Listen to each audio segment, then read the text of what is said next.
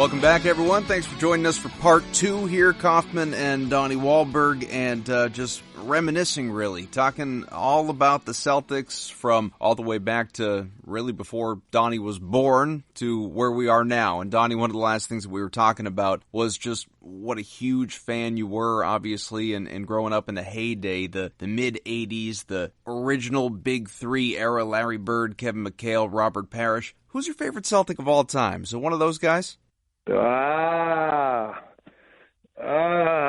This is a tough one because obviously, I want to say Larry. In some ways, Cedric Maxwell is one of my favorites. Again, I grew up with a lot of brothers, and there were 3 of us were around the same age. It was Mark, Bob, and me, and I was the middle of those 3. And when it came to threesomes, I always had to be like the worst person. So like Bob was Mo, Mark was Curly, so I had to be Larry. I've grown up to appreciate Larry, but you have to. Bob would slap me around, and Mark was like the cute little one, and I was in the middle, right? So I was always Larry. I was, and then I had to be Shemp, and I always had to be like the worst of the 3 Musketeers.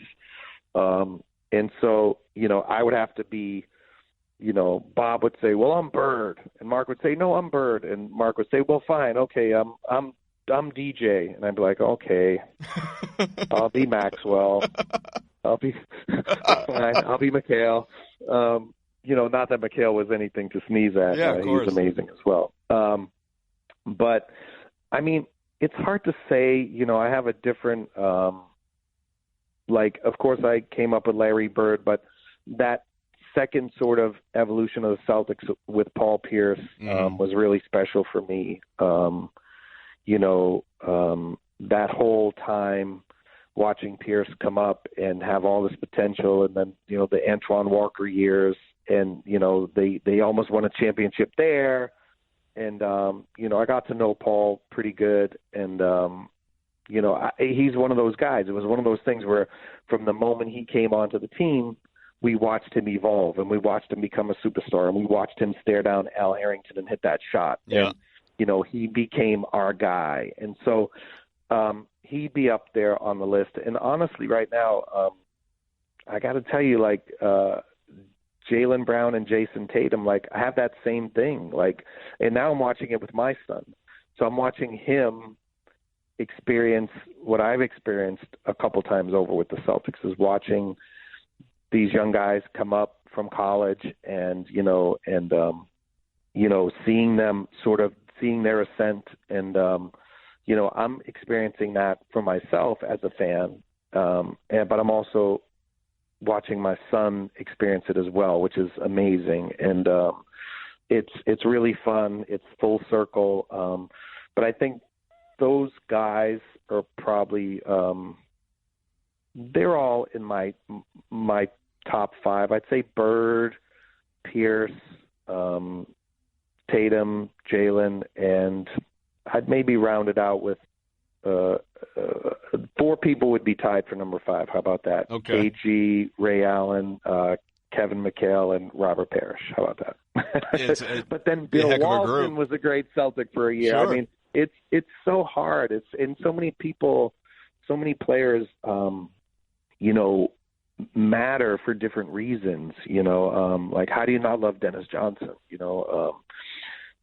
There's just so many guys. I mean, I loved Reggie Lewis. I remember I met Reggie Lewis in a club. New Kids on the Block were playing in a nightclub in Boston, and during Reggie's rookie year, and he happened to be there, and we weren't even supposed to be in the club. We were it's an over 21 club, and we're performing there, and we're 18. And I saw Reggie standing there, and I walked over and I said, because he was having, kind of an odd rookie year. He didn't get to play a lot and stuff. And I said, one day in the Garden, they're going to be cheering, Reggie, I promise you it's going to happen. And he was like, you think so? And I said, yeah, it's going to happen, man. And when that happened, when he started to make that climb, it was amazing. It was amazing. And again, it's when you watch that player come in from college or if they don't go to college, whatever. But if they get on the team and you watch them climb and you watch that journey, it does make you more invested. Like there are times when you can get a free agent like KG coming over. That was a trade, of course, but there are times when a trade like that happens with him and Ray where they just fully are all in, and like they just fully embraced Boston, in a way that just is amazing. Like when I saw they're going to retire Kevin Garnett's number this year, I was at the game when they announced it. Oh, nice. I mean, I had tears in my eyes. I was like, I have to be here next year when they hang his number in the rafters. But, those are the rare exception. Only a guy like KG could embrace Boston the way he did and become such a part of the culture that his number's getting retired after playing, 4 seasons with us? 5 maybe. I don't remember exactly 6, how many it was. Yeah, 6 by the end. Five with all of them with Ray still here, and 6 by the end. But, I mean, he was hurt for so much of it, too. Yeah. Well, I know people say coulda, shoulda, woulda. Yeah. I happen to believe I don't believe if Perk – I'm not one of those people that says if Perk didn't get hurt, we win Game 7 in 2010. I don't know that we would have won Game 7. The Lakers were a deeper team that year, and they had home court. In 2008, we had we had P.J. Brown like our 10th guy off the bench, and Sam Cassell was number 11. Yeah. We had Eddie House and Leon Poe and all these guys. We had so much depth. It was crazy, and rebounding. In 2010, they were the deeper team. That run, our test move, just sort of pushed them to be the deeper team. And you got to be the deeper team in the playoffs, I think, to win a championship. But 2009, if KG doesn't go down, right. The Magic are not beating us, and the Lakers are not beating us. 2010 might not have changed with Perk being healthy or not. I don't know. We did run out of gas, and maybe that would have made a difference. But, Game 7's on the road, like I said earlier.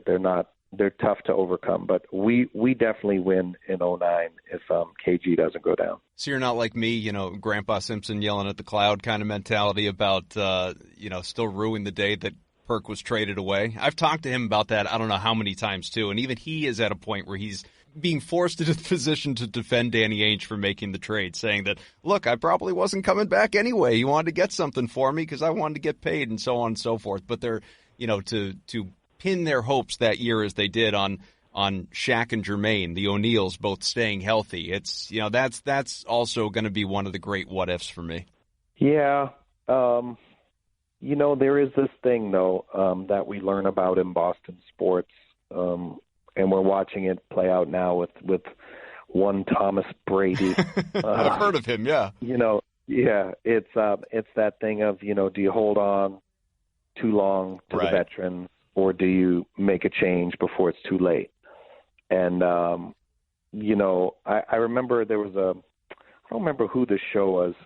I feel like it might have been Michael Hawley. I don't remember. There was a show with a couple of local sports guys would take calls. It was like on a Sunday afternoon. And I think I called in and said, if we traded Bird for, these 3 young guys, we could be great.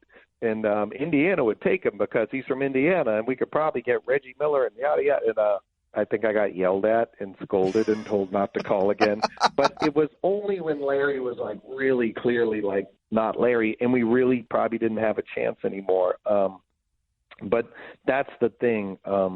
You do have to know when it's time to move on and when it's not. I don't think Tom Brady's the best example of this because he defies the logic. Greatest quarterback of all time, and he's the most age-defying athlete of all time. I don't know who's ever done what he's doing or come close. Nobody has. It's never been done. I mean, I don't know, what do you compare it to? If George Foreman won 10 heavyweight championship fights at 45 instead of 1, you could compare that. Although his feet was still incredible nonetheless. But we held on to Bird and Parrish and McHale and, until it was too late. And, I would never regret not trading those guys, but we definitely paid the price for keeping that group together too long and not, seeing the writing on the wall.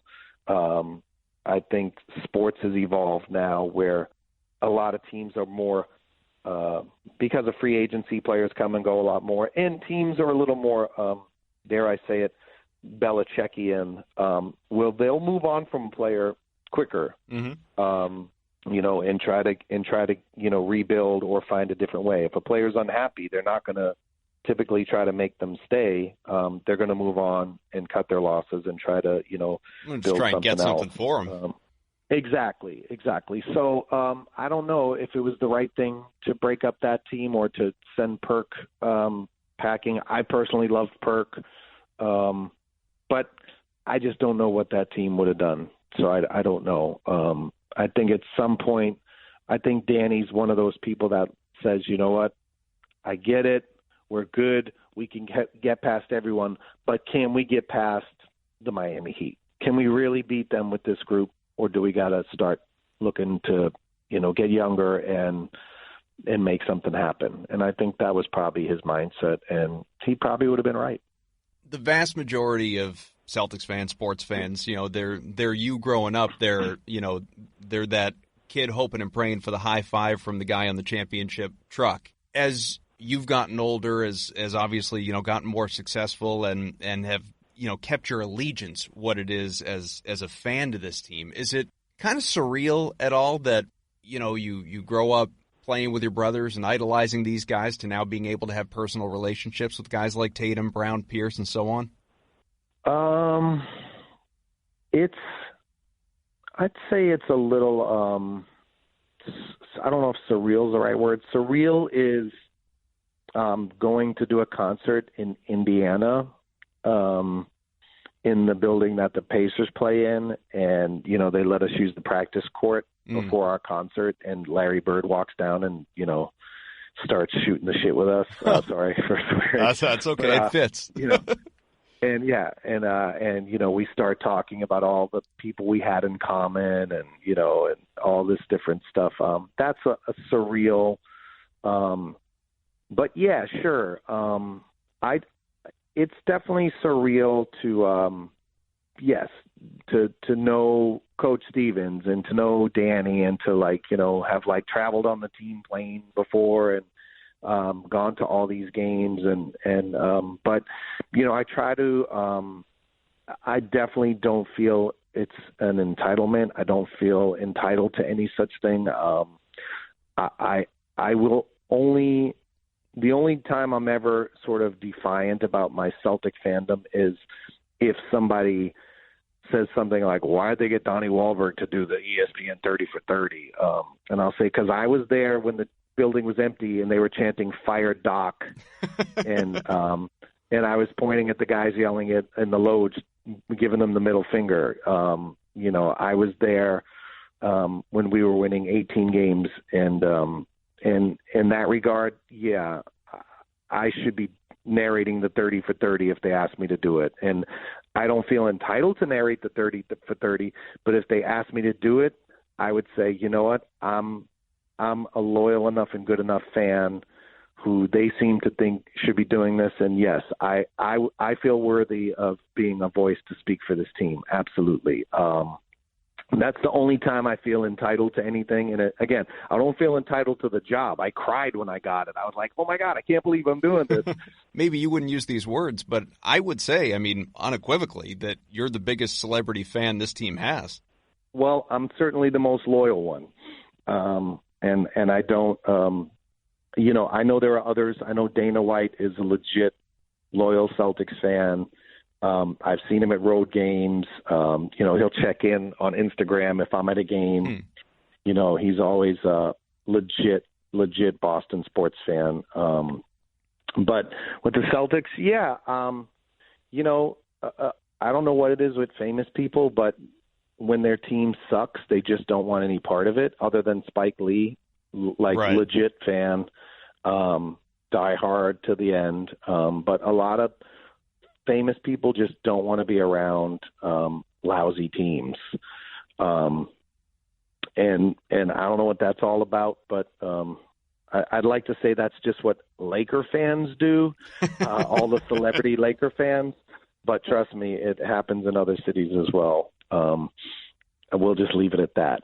To go back to your original part of the question, yeah.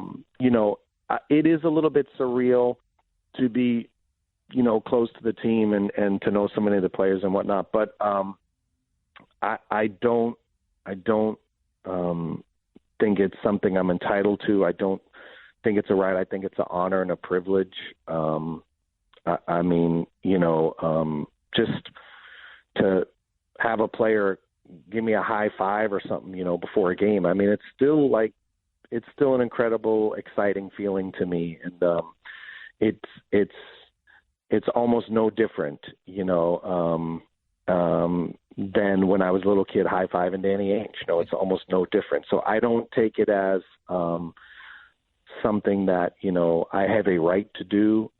It means a lot to me that I'm able to sit courtside at a game. It's still surreal to me. I still get in before the national anthem. I want to be there for every single moment of the game. I'm not showing up at halftime and leaving early. Like it's a dream come true to be able to go to a game, period. Never mind sit on the floor, never mind, be able to add it up with a couple of players or, talk to coach or Danny. And, and more importantly, I'm with my son now at games a lot. And, I have to be a good example for him. I can't be sitting there acting stupid at a game and passing on some sort of entitled attitude to him. He's a legit fan. He's Celtics all the way. And, he's his own young man, but he's sort of watching, my approach to things too. And, I would never want him to get the impression that this is something that you're entitled to because of your last name or because I've been coming for all these years. Like you can just walk over to the locker room and just start talking. It's, it's a thing. There's times when you say hi to a player and there's times when you get out of the way and let them focus on what they have to do.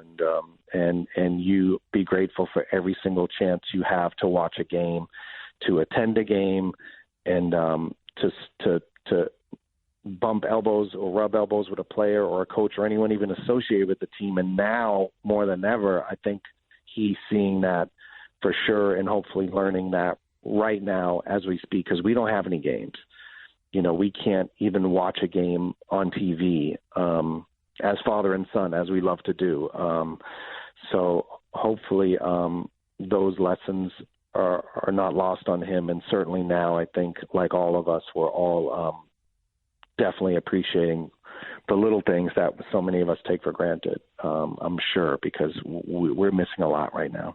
When the new Big Three era rolled around, 2007, we talked obviously a bunch about that time. But, for you personally, professionally, it was obviously a big time too, because 2008, if I remember right, was when NKOTB, rebooted, came back. So you released the new album. You're touring constantly over those years. Blue Bloods begins in 2010. All the while, the Celtics were having all this success to the point where even that Garden return after the Celtics won Banner 17, if I remember right, Paul Pierce comes out with the championship trophy at the Garden, during the concert to cap things off. How present were you able to be for that run? I feel like there's got to be a great story of you out on tour, maybe in the middle of a show, going backstage just to check a score update of a finals game or something like that. Oh, yeah. So 2008, I went to every finals game except one. We were just starting our reunion with New Kids on the Block, and we had a Toronto sort of like Much Music is like the MTV of Canada. And we had to go up there and do an event for them. And we were literally in the green room, and Rihanna walked in, and all these other famous people walked in and were like, yo, you guys are blocking the TV. Like, we're trying to watch. We're watching Game 5. And it was the only time I was not rooting for the Celtics, because if they won Game 5 in LA, I wouldn't have been able to be there. And if they went back to Boston for Game 6, I could make Game 6. And I of course, I wanted them to win, but part of me was like, if they lose, it's kind of a no-lose situation for me. If they win, they win. Great, we're champs. If they lose, I get to go to Game 6. And, of course, I got to go to Game 6. But we were around for so many of those games. It just seemed to always work out that, we got to be around. But Game 7 against L.A., well, in '09, when Big Baby hit that game-winning jumper in Orlando, I was with my son Elijah. That's his first Celtics experience. He still brings it up to this day. He'll say, "Dad, you remember when I was little and we watched the game together and Big Baby hit that shot?" And I'll be like, "Yeah." He said, "Yeah, Big Baby got in trouble today." Yeah, yeah, he's on his little plane. Yeah. Right, but he totally remembers the Big Baby shot, and like we legit celebrated and went crazy. But wasn't that the donkey in Shrek too? Nate Robinson hopping on his back and everything. Yeah. In 2010, Game 7, we were playing at Radio City Music Hall during Game 7, and we had a TV backstage. And when the game ended, we all ran to the dressing room to watch the fourth quarter. And we watched the end of the third and the start of the fourth. And I remember, if I remember correctly, we had the ball a couple times with a chance to go up to like 17. And we couldn't score. And I think the fourth quarter started, we were up 13. And I was like, it's not enough. It's not enough. We needed to get that basket and get up 17 or 18. It's just not going to be enough. And it wasn't enough. But you mentioned Paul Pierce coming out on stage. It was our reunion concert in Boston, our first reunion tour in 2008. And I was there for that one. It was a great show. Yeah, maybe a week or so into the tour, and I called Paul and asked if he would bring the trophy out, and he was like, "Yes, for sure." And that was the single loudest, and trust me, if you know anything about New Kids on the Block, our fans scream really loud, and they did as kids, but they're louder now, believe it or not. When we play Boston Garden, there's nothing louder or crazier, but when Paul Pierce came out with that trophy, and you can see it on YouTube, it was freaking believable. And we had all these Celtics elements built into our show that we do it on the road. Like we had the opening sequence for the Celtics games when KG would scream and, the build up, the hype up before the player introductions. We got the Celtics to give us the actual one from the games to use before our finale song, Hangin' Tough, in the concert. So it was all Celtic themed, and every city we went to was all Celtic themed. We didn't care. And and we all wore Celtic jerseys the entire song every night in every city, including LA. It didn't matter. And when Pierce came out with that trophy, it was absolutely the loudest moment in the history of New Kids on the Block. It was unbelievable. Are the other guys in the group as passionate as you are, or are you kind of leading the charge? They're definitely passionate in their own way. Danny Wood is definitely a huge Boston sports fan, but I would say he's the biggest Bruins fan. He's a big hockey guy. And we're all Bruins fans, of course, too. We watched the Vancouver series, most of that, when the Bees won the Cup. We were watching most of those games from stage. We had tour people literally, and this year too, this last Stanley Cup against St. Louis, we were on tour. And we have road crew people who will come up while we're on stage and stand on the side of the stage and, hold up the score. So if Bruins are on the left hand, the other team's on the right hand, and they will tell us the score. And you could tell by the look on their face in Game 7. It's like, uh-oh, they weren't looking too happy. But nonetheless, Joey McIntyre, huge fan across the board. We've been to, I think, 3 Super Bowls together, and I took him to all those 2008 games in Boston. I think he came to every game with me that year in 2008 as my guest. And loved it. I think Ray Allen's his favorite Celtic of all time. And Jordan Knight is, he's probably the least of the sports fans, but he's into it as well. I mean, he goes to Celtics games. I'll go sometimes and didn't even know, like he'll be sitting across and I'll see him sitting there with his family. So he's definitely a fan as well. And Jonathan Knight does not care about sports at all. So he's like, well, what are you guys watching? What is this all about? Yeah, but one of the coolest things in the last bunch of years with New Kids was when I narrated the 30 for 30. Yeah. The way that the ESPN rolled it out was they would have a finals game one night, then a 30 for 30 the next night, and then a finals game, and then a 30 for 30. And so we were on tour the entire time, and it was a really surreal, talk about surreal, to be in the dressing room at a sold-out arena somewhere. I don't know what cities we were in, but literally like in basketball arenas. Like we play in the Spurs building and the Pistons and all, we play in all the NBA buildings. And to be in the dressing room in an NBA building watching 30 for 30, reliving the 80s with these guys, because me and the New Kids, like we were all in the 80s. Like we grew up, as we were coming up, the Celtics were coming up, like we lived and died with the big three. And, we would like leave rehearsal early in high school, like to go watch a Celtics game. I mean, we were all about the Celtics all the time. And to be watching that 30 for 30 with the guys, and it was literally like, it was like more interesting than the NBA finals were that year, right? Because it was like kind of a blowout. And it was surreal. And then my voice is coming through the television, like talking about it against Ice Cube, which is surreal in itself. Ice Cube's like amazing. And, just to watch that, that was a really proud and surreal moment for sure. That was definitely like, look at, where my life has come. Like, it's just so crazy. I mean, I could not afford to even, get on the train and go stand outside the Boston Garden to listen to people screaming through the walls, never mind afford a ticket to a game. And here I am, not even at a game. I'm like narrating the freaking documentary about the teams that I grew up loving. I'd say that's a little surreal and just humbling for sure.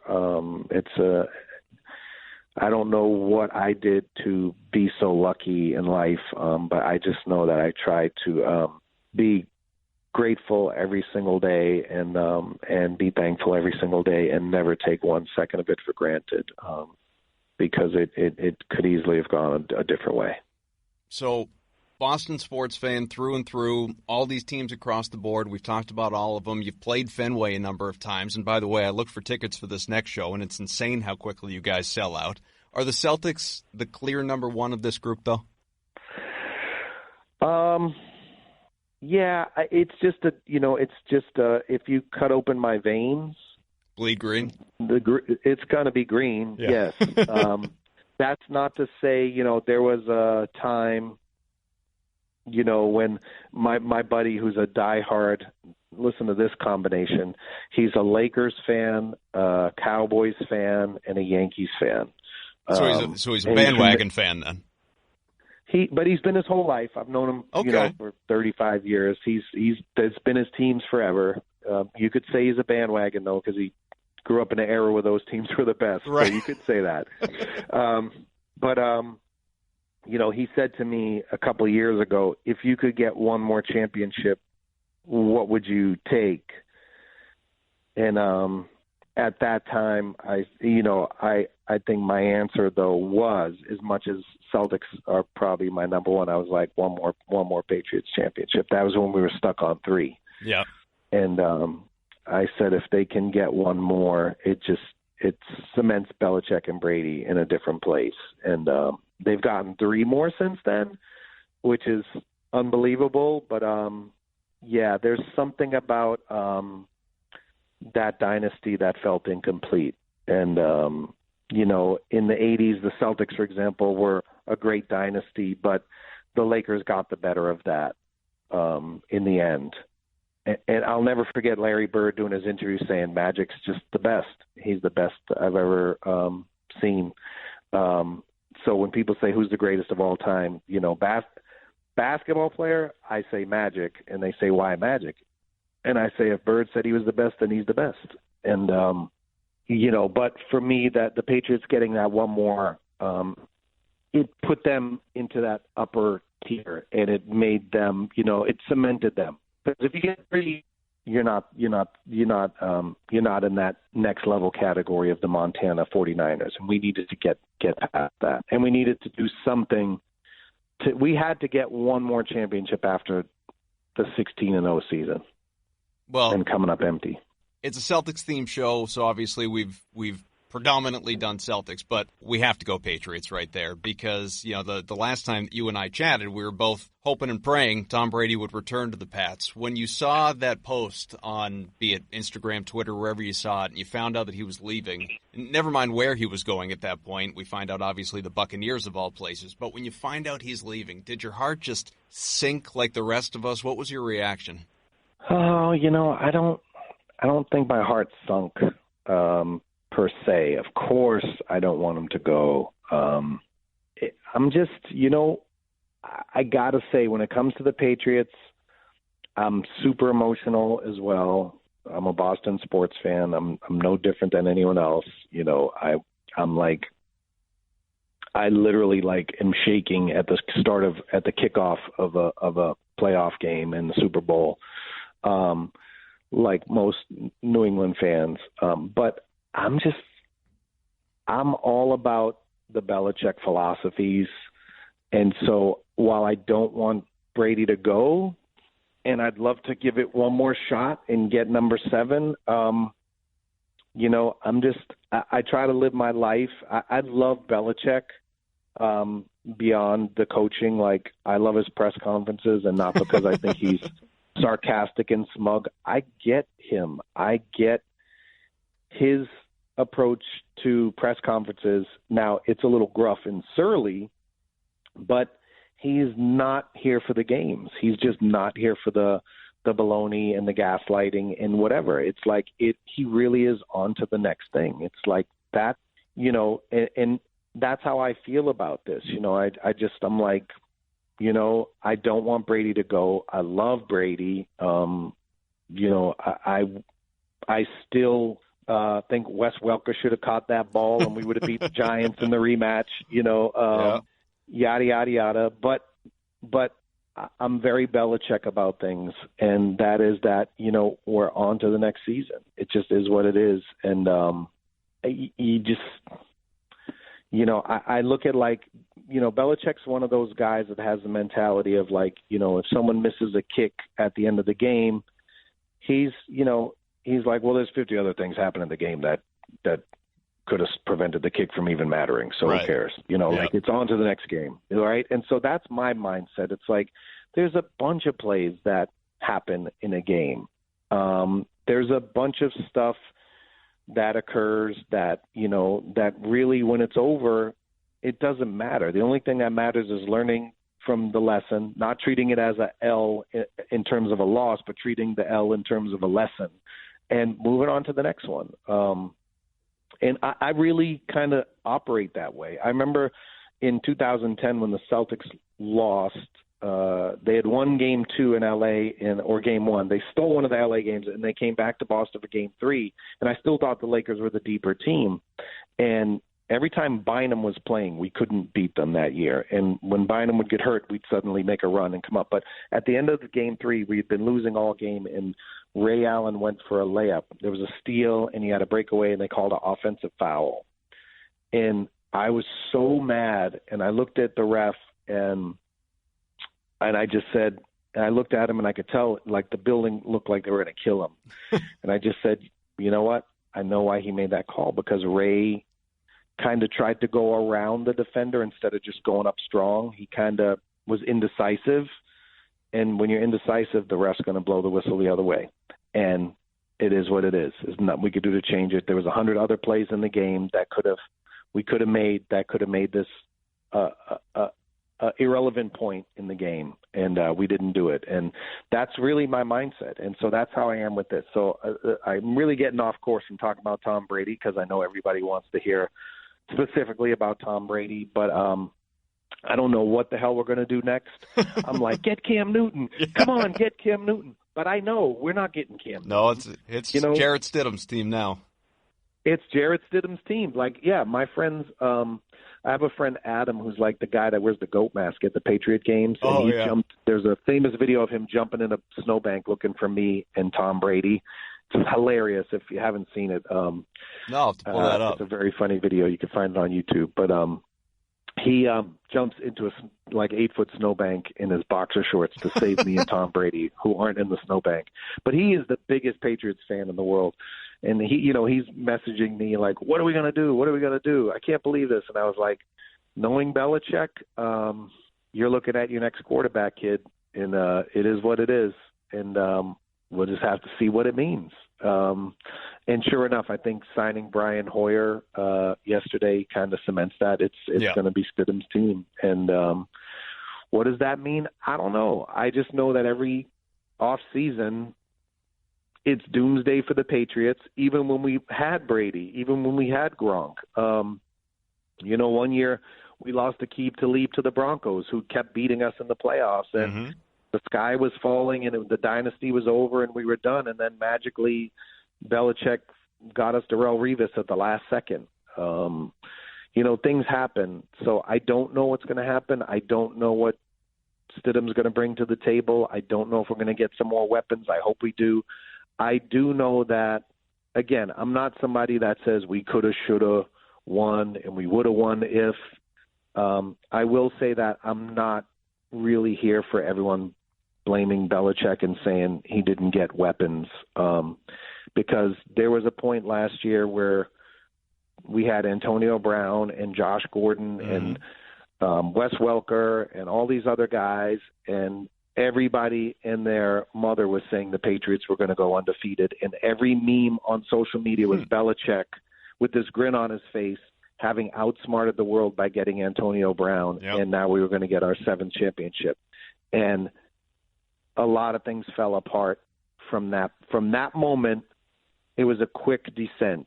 And so I'm not really here for blaming Belichick for not getting the weapons. We went in 1 week last year from being understocked to everyone saying we have the most weapons in the NFL.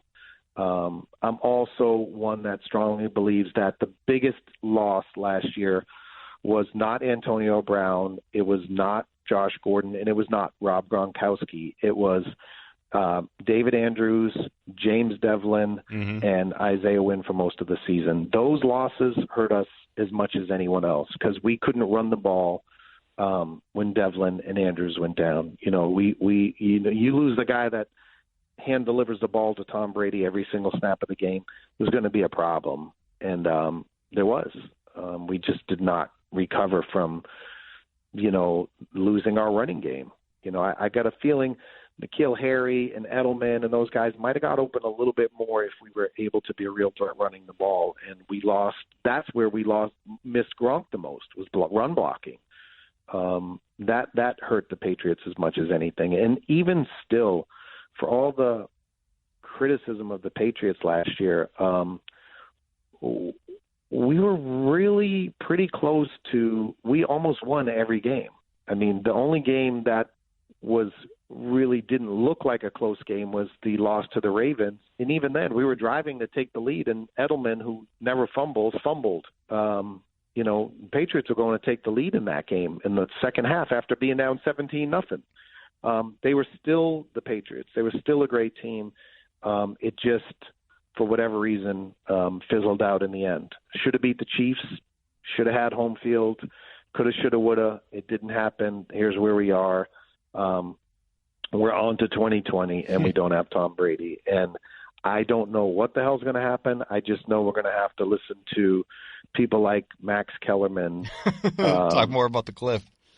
Yeah, well, it just depends. All the so-called experts, they talk about Brady and the cliff, and he'll say, well, he has 6 Super Bowls. Well, he only scored 13 points in the last one. So what? He won. Yeah. No, you'll have the Kellermans and those people. Ridicule Brady for only scoring 13 points in the Super Bowl against the Rams are the same guys that say Mahomes had the greatest Super Bowl ever. Well, for 3 quarters, Mahomes was, I don't want to say choking in the Super Bowl, but literally the commentators are like, what the hell is going on with Patrick Mahomes? Mm-hmm. He's not playing a very good game, and he wasn't. And they pulled it out in the end, and that's all that matters. And for me, the end result is all that matters. And if you win, it's on to the next one. And if you lose, it's on to the next one. And Belichick, the reason we have 6 is because he doesn't celebrate the wins too long. He's on to the next one. And that's what it takes to be great. And I think Brady's the same way. I'm not choosing Belichick over Brady.